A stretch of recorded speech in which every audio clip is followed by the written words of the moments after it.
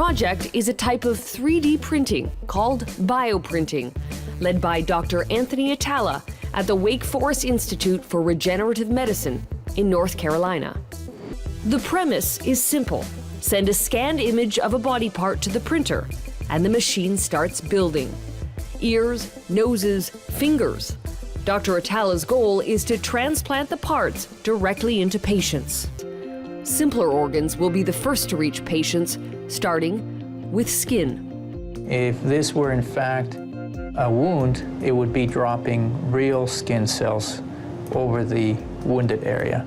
The skin printing project is being funded by the U.S. military with the hope of treating injured soldiers in as little as 5 years.